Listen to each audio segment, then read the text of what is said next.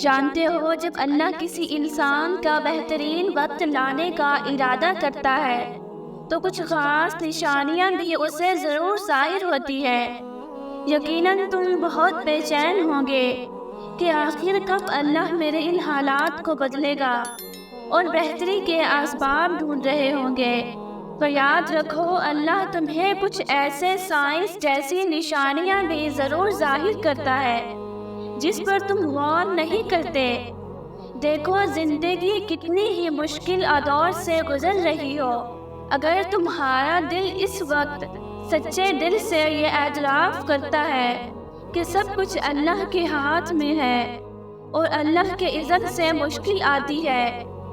اور اسی کے حکم سے ڈل جاتی ہے، تو اللہ تعالیٰ ایسے دل کو فوراً صبر و تسلیم کی توفیق دیتا ہے اور اسے وہ حوصلہ و ہمت و طاقت بخشتا ہے کہ جس سے اس کے حالات بہتری کی طرف چل پڑتے ہیں۔ سنو، اگر تم مایا ناز زندگی جینا چاہتے ہو، کوئی خاص زندگی جینا چاہتے ہو، تو اپنے مسئلوں میں ہمت کو مضبوط رکھنا اور ہرگز یہ گمان نہ کرنا کہ میرے ساتھ ایسا کیوں ہوا، فلاں کی زندگی میں ایسا کیوں نہیں، فلاں کی زندگی میں اتنے مسائل کیوں نہیں۔ یاد رکھنا اللہ نے اس مقام کے لیے عام لوگوں کو چوائس نہیں کیا جو تمہیں دینا ہے، کیونکہ تم کسی بڑی چیز کے لیے بنے ہو، کسی بڑی منزل کے لیے بنے ہو جس کو تم پریشانی سمجھتے ہو سکتا ہے کسی اچھے وقت کا آغاز ہو، جب حضرت یوسف علیہ السلام کنویں میں گرائے گئے تھے تو انہیں معلوم نہیں تھا کہ یہ نئے سفر کا آغاز ہے، بادشاہت کے سفر۔ یاد رکھو جہاں ایک دور ختم ہوتا ہے وہیں سے دوسرے دور کا آغاز شروع ہو جاتا ہے۔ جانتے ہو جب تم اپنی بیس کو سپر نیشنل بناتے ہو اور اپنے اندر بیسک سٹرکچر چیز لاتے ہو کہ اللہ ہی سنبھالے گا، تو جان رکھو یہ بھی ایک بہترین وقت آنے کی نشانی ہے۔ نبی کریم صلی اللہ علیہ وآلہ وسلم نے فرمایا، جب تمہارا ایمان اس بات پر ہو کہ جو رب کرتا ہے وہی تمہارے حق میں سب سے بہتر ہوتا ہے تو اللہ بھی اس سے راضی ہو جاتا ہے۔ سنو، اگر تم ایسے کسی فیز سے گزر رہے ہو یا کوئی ایسی مشکل تم پر آئی ہے، کسی نے دھوکہ دیا یا کوئی دکھ دے رہا ہے، یا جو چیز تم چاہتے ہو وہ تمہیں نہیں مل پا رہی، یا تم کسی بھی ایسے انزائٹی سے گزر رہے ہو، تو تم نے صرف یہ تصور کرنا ہے کہ جو مشکل مجھ پر آئی ہے یہ صرف کچھ وقت کے لیے آئی ہے، کیونکہ دنیا عارضی ہے تو مشکلات بھی عارضی ہے، لہٰذا تم غموں اور دکھوں میں خود کو ایسی حالات سے ہرگز نہ گیا کرو جیسے ایک بے لنگر جہاز موجوں کے ساتھ باہر چلتا جاتا ہے اور کہیں قرار نہیں پکڑ سکتا۔ تمہیں تو یہ یقین ہونا چاہیے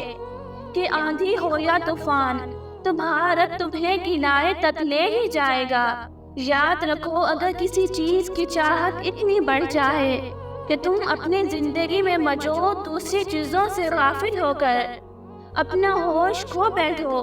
تو اس کا مطلب تم اللہ پر یقین کھو بیٹھے ہو۔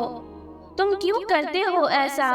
جبکہ قرآن تو کہتا ہے کہ وہ اللہ ہی تو ہے جو اپنے بندے پر صاف صاف آیتیں نازل کرتا ہے تاکہ تمہیں تاریکیوں سے نکال کر روشنی میں لے آئے، اور حقیقت یہ ہے کہ اللہ تم پر نہایت شفیق اور مہربان ہے ہر طرح کے غم کو اور مایوسی کو، کیونکہ اللہ تعالیٰ تمہیں کمزور نہیں بلکہ طاقتور بنانا چاہتا ہے۔ بہترین وقت شروع ہونے کی سب سے بڑی نشانی تو یہ ہے کہ جب تم اپنے سینے میں اس غم کو بھی جگا دیتے ہو جو خوشیاں دینے والے رب نے تمہیں محض آسمان کے لیے دیے،